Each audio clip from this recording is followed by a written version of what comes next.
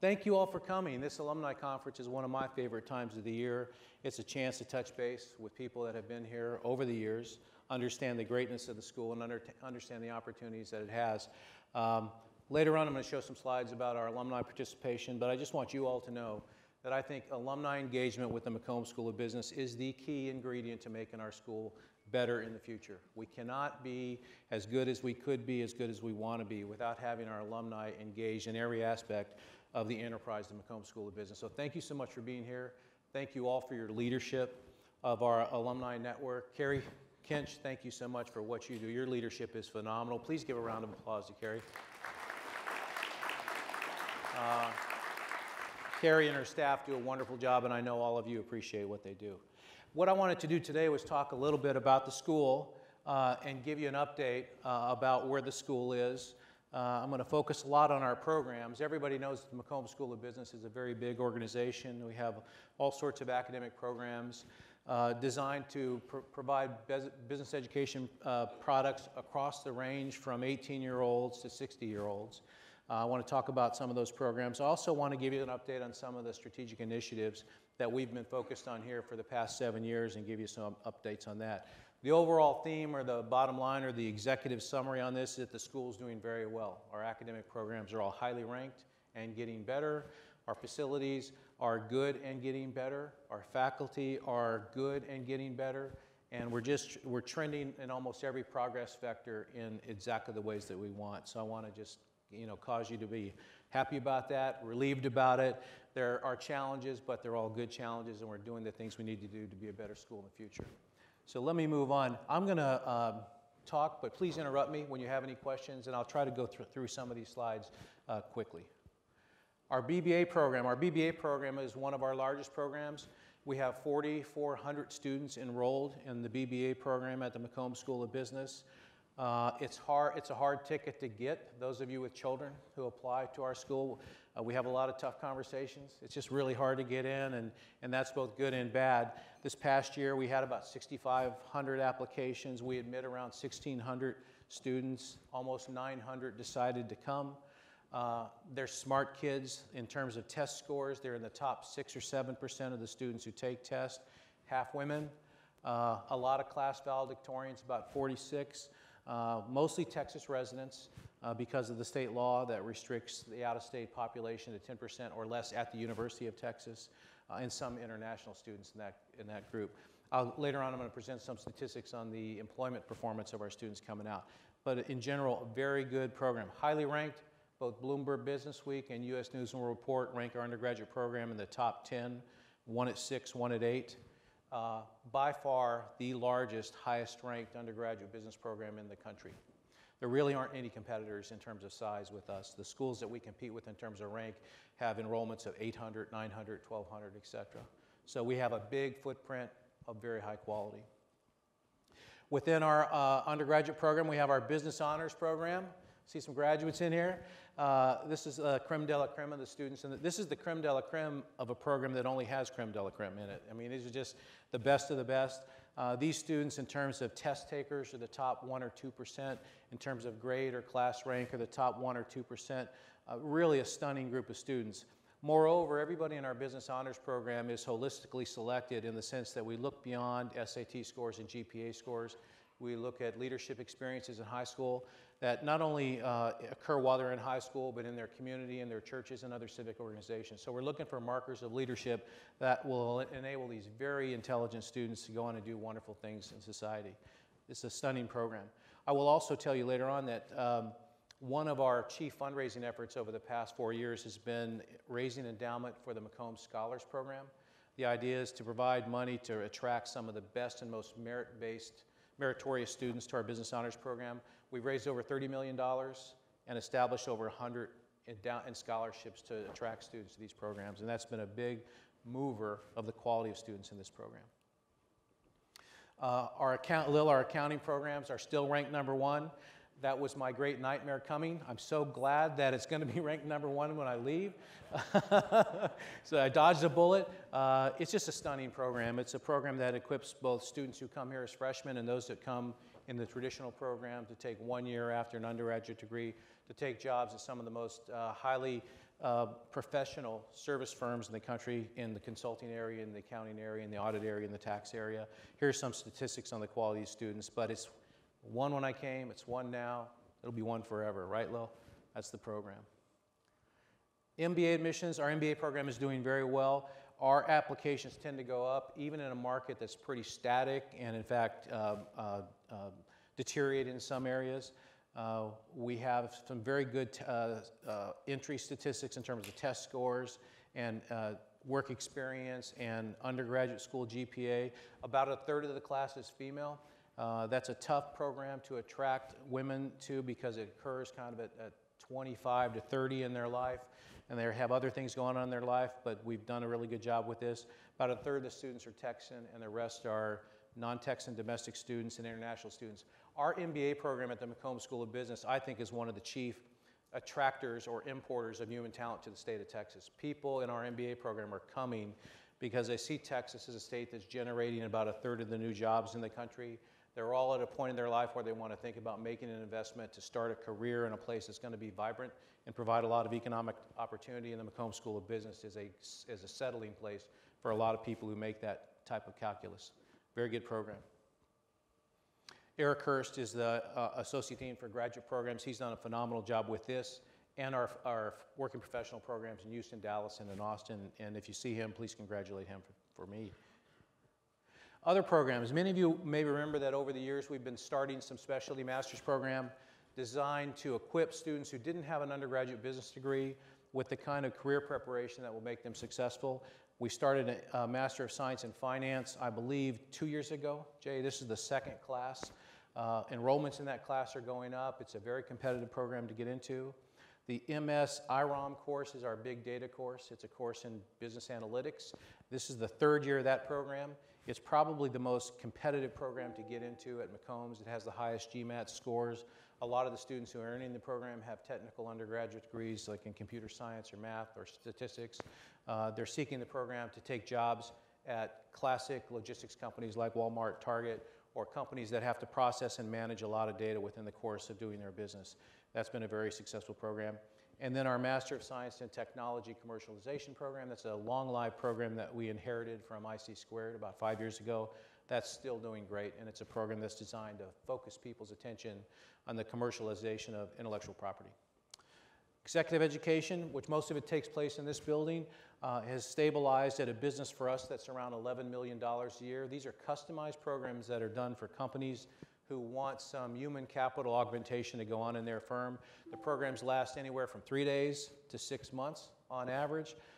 It's a program that's very important for exposing the intellectual assets of our faculty. It's a program that, frankly, is very important for the financial model of the business school. It's a program that we hope to grow quite a bit when Rolling Hall opens, and I'll say some more about that later on. We touch a lot of people through our executive education program, 7,000 people worldwide, large companies and organizations, including international companies, and it's a really important program for us for building the reputation of the McCombs School of Business.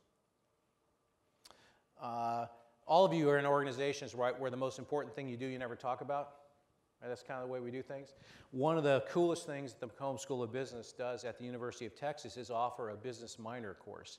This is called our Business Foundations program, and it's 5 or 6 courses that are cleverly entitled Foundations of Finance, Foundations of Accounting. You get it kind of basic, the first business course. Over 6,000 students at UT are enrolled in one of these courses at any point in time. We've been figuring out ways to get more and more students involved in that. One of the ways is offering self-paced online courses. A lot of our engineering students in particular don't have time in their curriculum to take a semester-long accounting course, but they're pretty talented kids, and they can knock out a basic accounting course in 3 or 4 weeks over the Christmas break if we set it up so they can do that. So that's what that form of the program is trying to do. We also have been growing our summer sessions to enable students who are in the healthcare professions, in engineering, and some of the STEM fields to take basic business courses over the summer. This has been a wildly popular program, and our friends at Halliburton and some other technical firms have been very generous in supporting the production of these programs, and I think very happy that we're producing engineers who can read a balance sheet and understand a P&L and things like that. So this is a very popular program that's doing well at the University of Texas. Undergraduate career success, if you look at the rankings of undergraduate programs, we rank highly in the quality of services that we provide to our undergraduate students around professional development and placement. These will be classes that inform our students how to conduct research on a company they want a job at, how to make a career selection, how to prepare themselves for the professional world. We also just have some straightforward employment professionals that help students find interviews and find job opportunities out there. All of our students at the undergraduate level take an internship or a professional practicum during their course of study here at campus. All of our students have access to some of the best companies in the world. These statistics on average salaries and posting numbers are from last spring, so that would be May of 14. Our students are doing very well.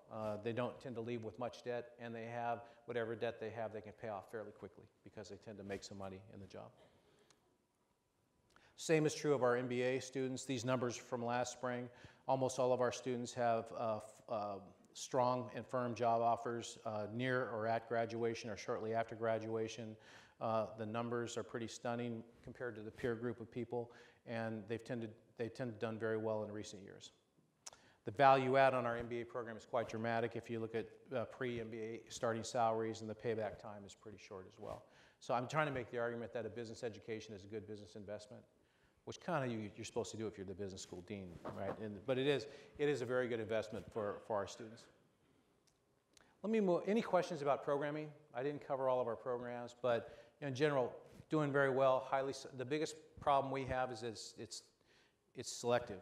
You know, we have a lot of quality students that don't get into our programs, and that's just the nature of high-quality programs in academia. Let me talk about some of the strategic initiatives that we focused on. Over the past 5 or 6 years, we've really tried to focus on beefing up the education around entrepreneurship and innovation. We think that a hallmark of business leadership in the future is going to be the ability to innovate, to manage creative processes, and to build better mousetraps, to innovate ideas that reduce cost or generate more value for customers. So we focused a lot on that, and we focused in a couple areas.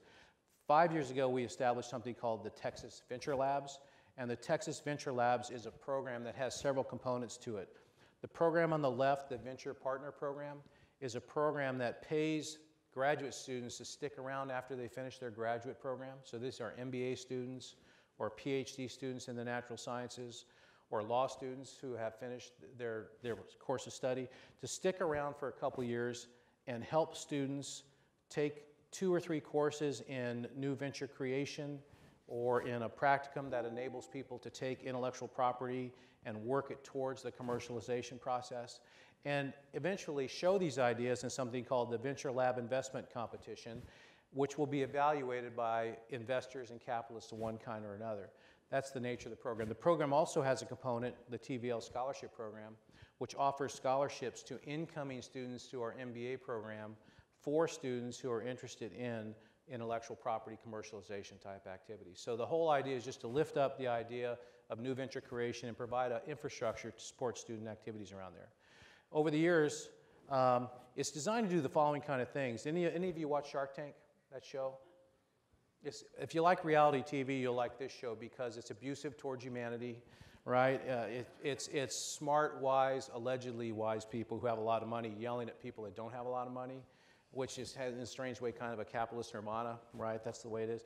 But people present their business ideas and look for investment from various people. This group here had an idea called Beatbox, and it's just booze in a box. That's kind of, in my view, that's innovative, but you may not agree. And I'm sure that's probably not the best way to describe it. There's some nuanced marketing value that's added, but I just don't know what it is. It's booze in a box from my point of view. But they went on to the Shark, and this was done by a team that came through our Texas Venture Labs competition. Mark Cuban, who is one of the guests on the program, personally invested $1 million in this project, and the students are off and running on a new company. The woman in the middle is Amy Stedman. Amy was an MBA student here who stayed a 3rd year and was a venture partner who helped other students commercialize activity. So Amy has a career, has a serial entrepreneur. I'm sure this will be one of many things she does in life that will be new and novel and add value to some important product area. This is just exemplary of the kind of things we're trying to do in this area. In terms of numbers, over time, We've had about 236, this is in 5 years, 236 students go through this program. I don't know if you guys can see this from your chair, but the different colors in that left pie chart indicate the number of students from particular schools who participate in this program. The interesting thing about this program is that it's a university-wide program. So the blue slice are, of course, MBA students that are involved, but the other slices are College of Natural Science. The lime slice is College of Natural Sciences. So these will be graduate students who work in a professor's lab that are doing research on some basic scientific activity. The red slice I can't read. Is it engineering? E-N-G-R? The red slice is engineering. The purple slice is law. These are law students that want to be involved in managing the intellectual property associated with new venture creation. So these are interdisciplinary teams that work together to try to commercialize activities. We've had a lot of student semester hours involved, and the pie chart on the right indicates responses to questions about how valuable the TVL practicum was to students and how important it was to their choice of a career path leaving school. And of course, they really were. The TVL program is making a big difference in helping students understand what they want to do with their lives and understanding the values that they want to take to the workplace in their life. More importantly, I think this next slide is very interesting. This next slide tells us a little bit about what's going on with the projects that these students are developing. Over 5 years, 102 companies have been worked on by the TVL. After they leave TVL, they do presentations in front of investors. These projects have attracted almost $250 million in investment. So these are students coming out of university doing presentations to venture capitalists of one kind or another, attracting the kind of capital that's necessary to carry these on to the next level. 4 companies have already been started out of these. I noticed Ride Scout is here. You know, and does anybody in here know something about that? Joe is in the background. Joe was involved in this and went through this process and in fact has been helping out a lot in this process, and in fact has set up a scholarship now for students, ex-military, to go through this program because Joe comes out of the military in this program. It's a very, very good program, Joe? Yeah. Outstanding. It's a very good program. It really is a great home for people that don't necessarily want to work in the largest companies in the world, but they want to create companies that may become the largest companies in the world.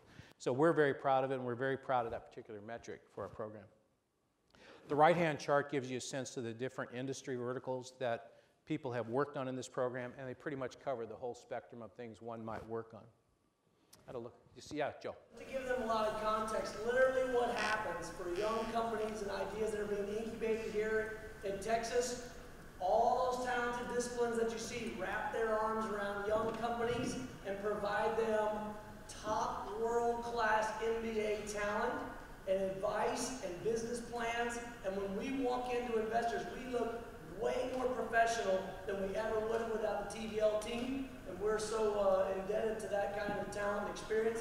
That's why Ride Scout gave $70,000 back to the business school for that. So. Thanks, Joe. I appreciate that. Yeah, it's a great program, and you just need to pay attention to it. I think it's having a big footprint and impact on Austin and the state of Texas and the world. Here's some more information about this past 2 academic years programs. This lists the number of companies that have been worked on through TVL and the number of associations. That was last spring. This slide is last fall. Gives you a sense, again, about the different types of industries in which they work, too. Software, biomedical, social entrepreneurship, technology, et cetera. It's just a great, great infrastructure to help advance venture creation out here. Kelleher Center. TVL is really the practicum that helps students understand how you commercialize ideas. Kelleher Center kind of provides the intellectual firepower framework around these activities and supports research around ideas that end up helping new venture creation. The Kelleher Center supports research and teaching in academic areas around all these things. Some of the examples would be the most recent business analytics conference that the Kelleher Center sponsored. It sponsors PhD fellowships and research activities around innovation and the development of innovative methodologies. It supports student engagement beyond TVL. It sponsors an MBA pitch party. It sponsors student organizations who take retreats to learn more about commercialization. And in particular, events that promote innovation and entrepreneurship amongst women MBA students as well. The Kelleher Center for the McCombs School of Business serves as a hub for community engagement as well. We bring all sorts of speakers in, speakers with practical experience to talk to our students about the art of commercialization. It also talks about the capital markets and raising funds that are associated with venture capital creation. So the Kelleher Center really serves as a hub for understanding that whole ecosystem. It also manages our alumni engagement around entrepreneurship and innovation. And here is one of the most recent speakers who came in and talked about this to our students. So it's a really, and this is a list of the classes. We offer a full range of classes, both at the undergraduate and graduate level, around entrepreneurship and innovation. So we're very excited about that particular thrust of the McCombs School of Business, and we're excited about even deepening this in the future. Energy initiative. And I know that some of you were here last month in this room when we launched the K. Bailey Hutchison Center for Energy, Law, and Business. This is a new center, joint with the law school, devoted to doing research and teaching around energy management. It's been a long time in the making, and it's been in conjunction with the law school, and I'm very excited about the future of this and providing the kind of research and teaching that is necessary to advance knowledge in the energy management area. We've also had the 8th release of the UT Energy Poll. 4 years ago, we started an energy poll to survey basic consumer attitudes about energy issues, where are prices going, what am I concerned about in terms of energy, and Cheryl Kirschenbaum is going to be here later in the afternoon to talk about some of these issues. We have the energy conference that we started 5 years ago that keeps on going. We have several concentrations in our MBA program designed towards elevating the idea of energy management with our students. One is in the energy finance area, one is in the clean tech innovation area. And 3 years ago, we started something called the undergraduate energy management program. It was frankly designed to replace something that had long ago just died on the vine at McCombs, the Petroleum Land Management Program. Any PLM majors out there? So you guys remember during one of the dips, it just went away. Kids stopped taking PLM, right? And there's a big gap in the industry because of the lack of training that went into managing fossil fuel resource extraction and distribution. We've restarted that in terms of the energy management program, and it's open to students across campus.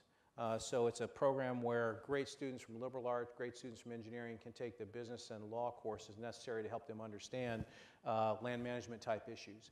And it's called an Energy Management Certificate. The program has gotten increasingly popular over the years. We have 100 applicants. We really only take, and I won't know this number exactly, 35 to 40 students. Anybody from that program in the room? Okay, so my number is accurate. But it's a highly selected program, and the students did well in the job market up until recently. But I don't know that they're not doing well now, but I'm a little bit concerned of what $45 oil does to jobs in the energy business. But we're refocused on energy management. We're focused on the healthcare issue as well, largely because of the emergence of a great medical school on the campus. Ed Anderson, one of our faculty members, along with Ruben McDaniel, have been vociferous about generating and codifying the intellectual activity that's going on campus around healthcare delivery, and about preparing ourselves to integrate better with a world-class medical school.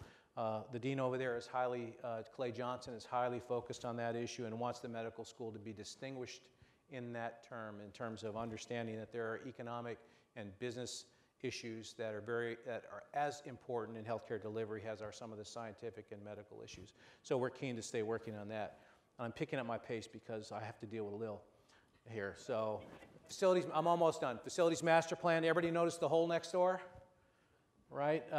We're excited about that. It will be a building someday. It'll be Rolling Hall. The purpose of Rolling Hall is to house our graduate business programs, adult business basically, so that would be our full-time MBA programs, executive education programs, and a couple of our specialty master programs where the age of the student tends up. And we're excited about that. We broke ground on the building last November. The construction started in December, and now it's a big hole in the ground.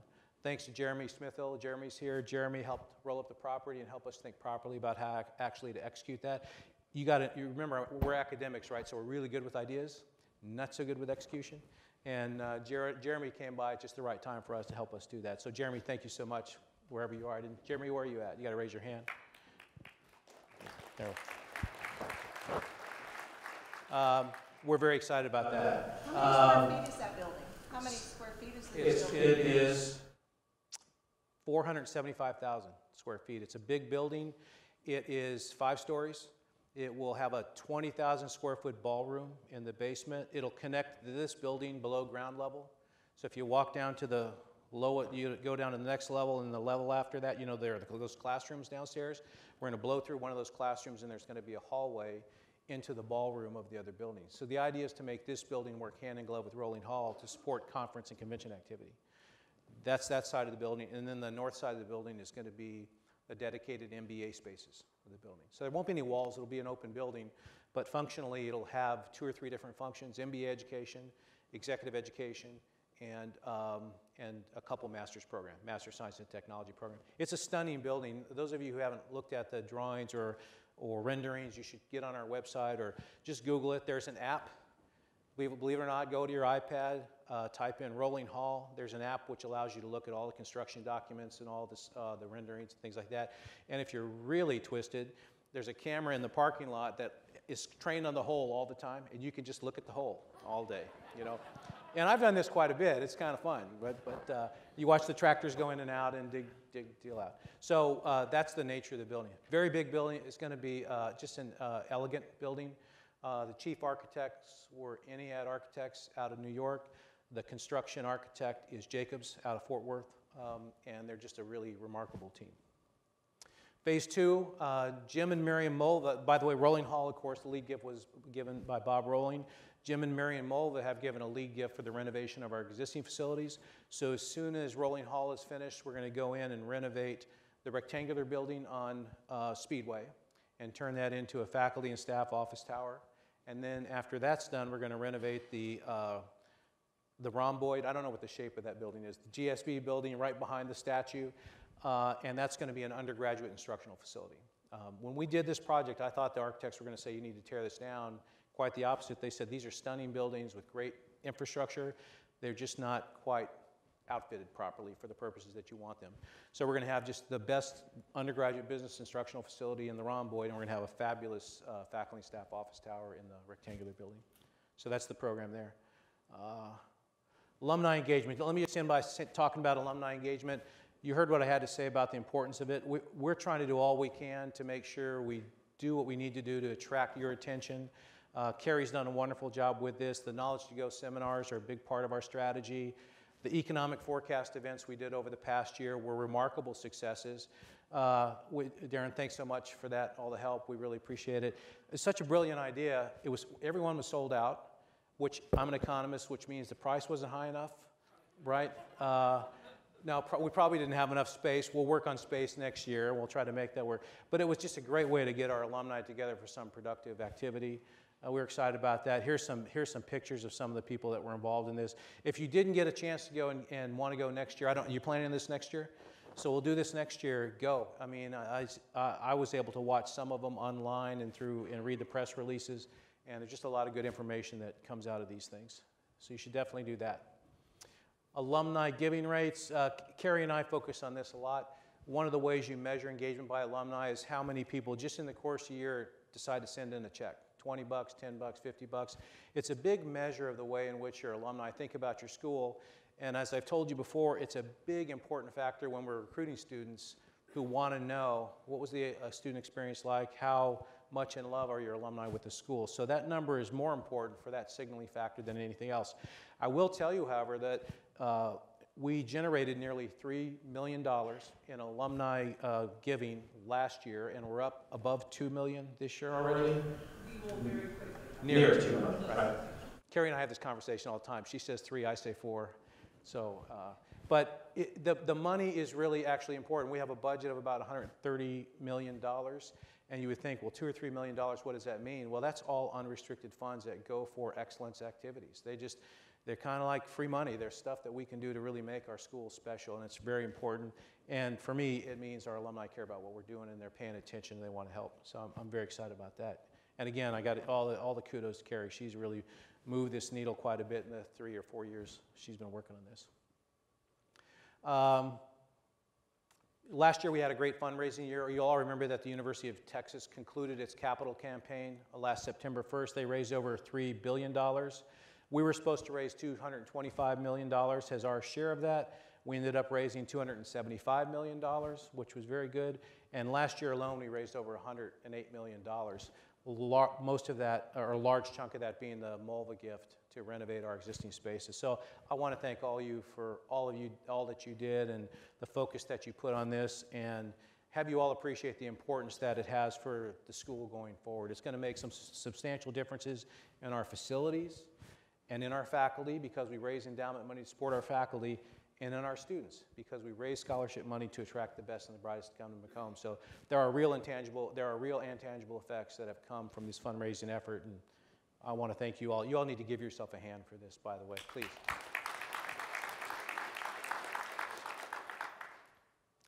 I have 1 more minute? Yeah. I'm the boss, right? I'm the dean. Want to say a couple things. You know, all these programs happen for a lot of reasons, but the chief reason they happen is that we have stunning faculty. We had stunning, this is like the accounting program. We had stunning faculty when I got here. We'll have stunning faculty when I leave. Yesterday, there was a ranking that came out just measuring the research productivity, the thought leadership of faculty around the world. We're 5, and the 4 above us are just stunning schools. We're the highest ranked public university in terms of research productivity of our faculty. So our faculty is very cool. We're also in a faculty hiring binge, if you will, around 3 areas. We're trying to develop a bit more strategic resonance or focus or critical thinking around economics, healthcare policy, and business analytics at the school.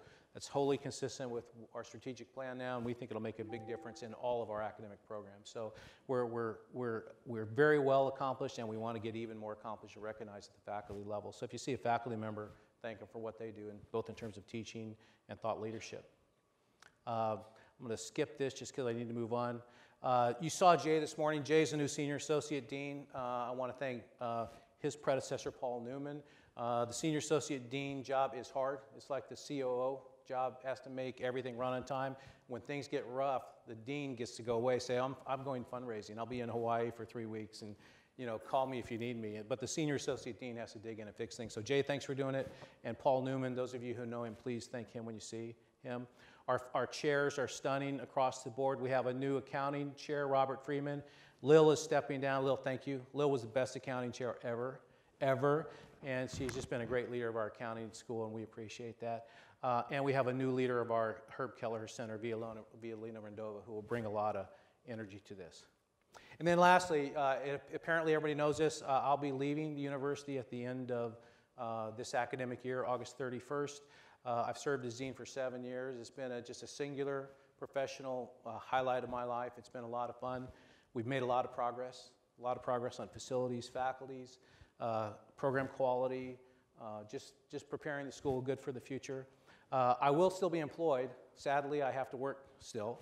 I'll be moving to Stanford University to lead something called the Hoover Institution of War, Revolution, and Peace.